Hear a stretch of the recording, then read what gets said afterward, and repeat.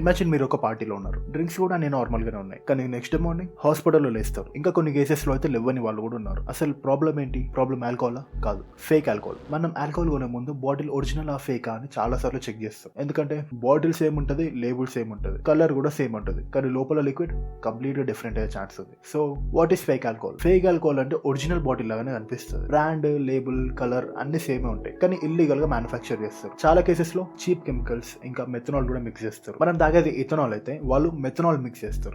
Ethanol అయితే methanol అయితే రెండింటి వల్ల ఎట్లాగో హెల్త్ ఖరాబ్ అవుతుంది. ఏదైతే అని మీరు అనుకుంటారు, రైట్?